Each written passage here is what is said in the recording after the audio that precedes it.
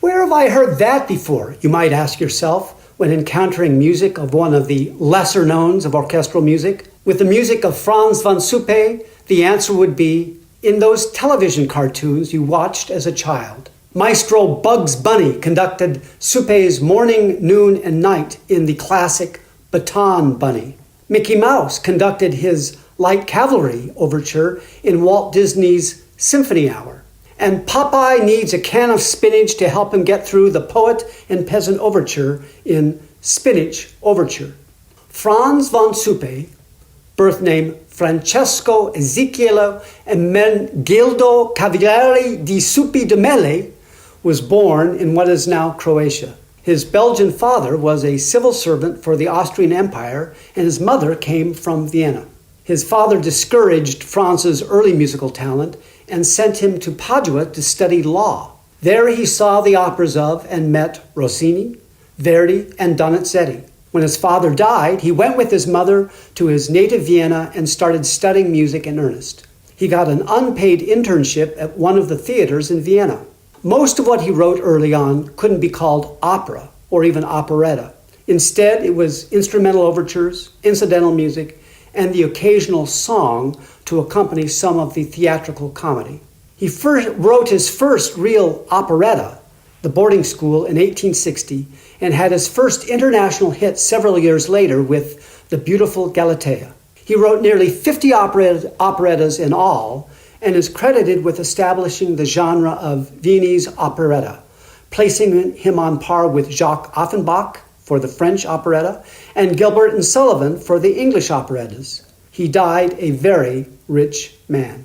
Suppe wrote his operetta The Light Cavalry in 1866. The plot of the opera revolves around love intrigues, of course, hidden identity, of course, people acting foolishly and being made fools of course, and, of course, a happy wedding at the end. The Light Cavalry refers to the arrival of a troop of Hungarian hussars who managed to muddle the situation even further. The overture has four main themes: a bold fanfare played by the brass at the beginning, a frenzied theme played by the violins, which follows, the famous galloping theme, and an exotic lyrical theme played by the cellos. Long a staple of light classical music or orchestral pops concerts, it's a shame that such a brilliant showpiece is being performed less often nowadays.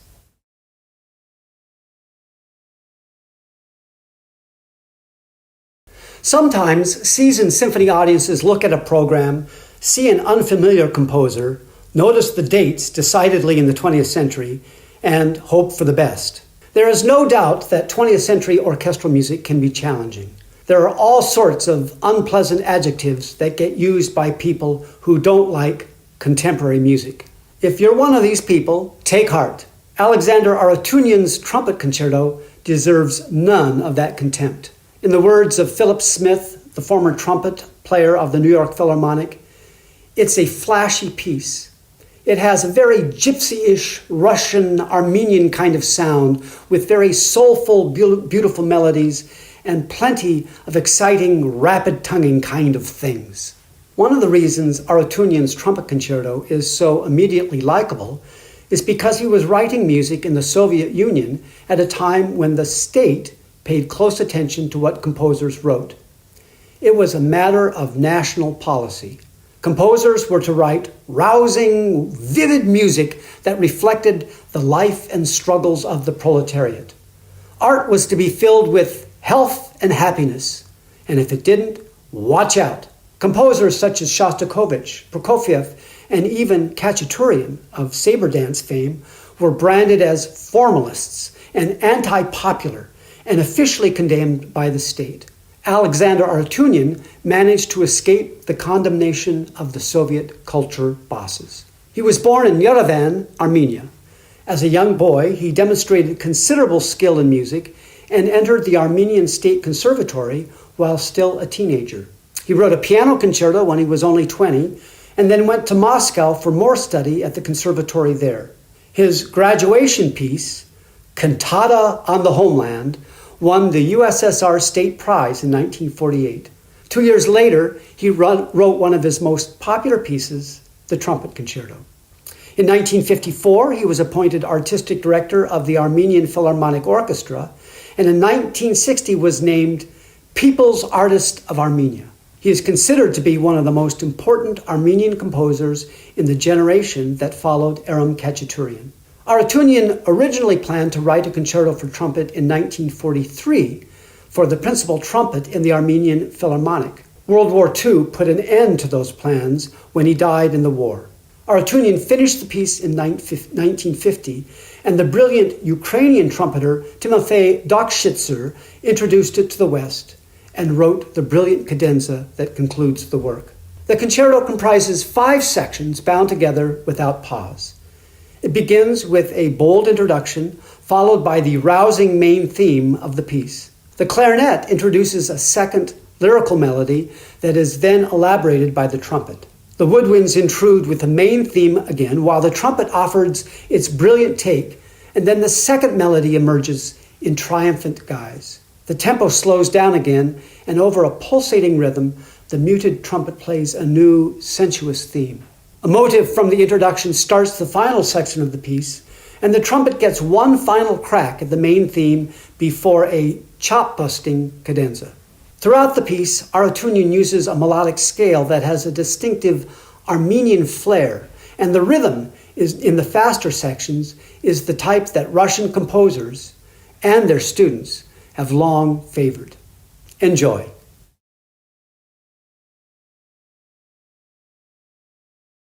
Perhaps you don't know that I was really destined for the wonderful life of a sailor, and that it was only chance which diverted me. I have nevertheless retained a sincere passion for the sea.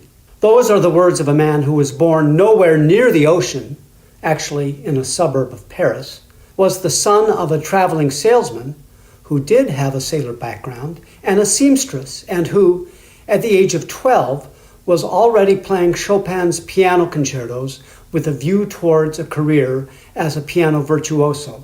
He may have been destined to become a sailor, but Claude Debussy turned out to be one of the most revolutionary composers of the late 19th century. Debussy's musical experimentation opened the doors for the new sounds of the 20th century. To our ears, influenced by jazz, rock and roll, numerous other popular idioms, as well as the craziness of contemporary classical music, the music of Debussy may strike us as merely beautiful and colorful. But when he was writing it, Debussy was breaking the cherished rules of composition established through hundreds of years of practice from before the time of Bach, through Mozart and Beethoven, and all of the way up to Brahms. Dissonance, that tension-producing clash of sound that must be resolved into a relaxing consonance, according to the rules, became an opportunity for new color. Rhythm, the thing that organized music into neat little manageable packets, disintegrated under Debussy. Bar lines are like children. They should be seen and not heard, he said. Even the long, soaring romantic melody of the 19th century came under pressure by Debussy.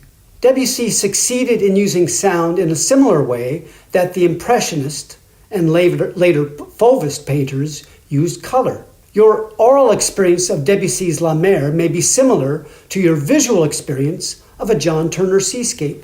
Unlike a tone poem by Debussy's contemporary Richard Strauss, who wrote Don Juan, Till Eulenspiegel, A Hero's Life, in which you can hear a story unfold in narrative fashion, Debussy's music is almost like painting, where you focus on different parts, reveling in the play of color.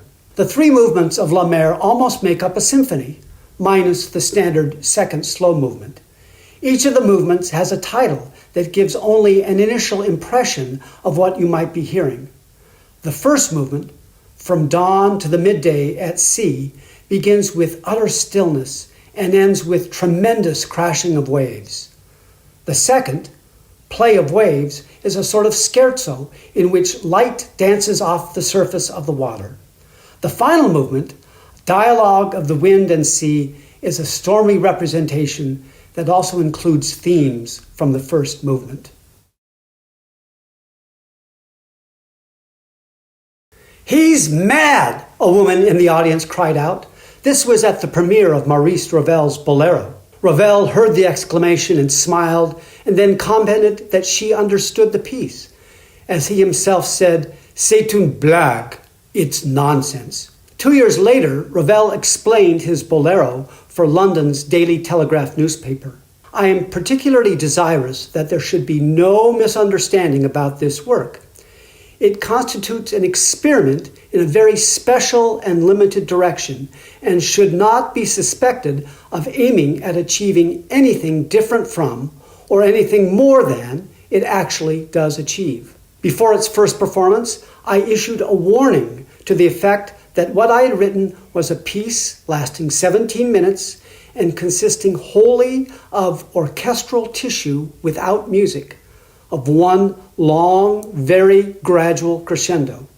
There are no contrasts, and there is practically no invention except the plan and the manner of the execution. It is perhaps because of these peculiarities that no single composer likes the Boléro, and from their point of view, they are quite right. I have carried out exactly what I intended, and it is for listeners to take it or leave it. Boléro started out as ballet music. The dancer and patron Ida Rubinstein asked Ravel to orchestrate some piano pieces by the Spanish composer Isaac Albéniz. The project was well underway when Ravel discovered that Enrique Arbós had already orchestrated them and held the copyright. So he decided to orchestrate one of his own pieces. It took him about 5 months. The action of the ballet centers on a gypsy woman, Ida Rubinstein, dancing the Boléro alone on a tabletop surrounded by men. As her movements become more lively, the men become more excited and begin pounding out a repetitious rhythm on the table. As the volume of the music reaches its peak and the harmony finally changes, the tension snaps. Knives come out, and there is a violent barroom brawl. The ballet is rarely performed anymore, but the music remains one of the most popular of the orchestral repertoire. In spite of its simple and repetitious form, it is a tour de force. The snare drum plays the same rhythm for the entire work while gradually getting louder and louder. Over this, there is a simple harmony using only 2 chords. The long melody has 4 parts. The first and second are simple and use notes only from the C major scale, similar to the white keys on the piano. It gets repeated. The third and fourth parts are more complex, have a wider range, and use colorfully inflected notes outside the scale, providing a more exotic quality. The whole melody gets played a total of 4 times with a shortened 5th start. The volume gets louder as the orchestral tone color becomes increasingly complex. After a while, the incessant rhythm, the repetitive harmony, and the intoxicating melody become almost hypnotic. Right at the climax of the crescendo, the harmony suddenly shifts to E major. After one of the greatest catharsis in all of music, the piece ends quickly.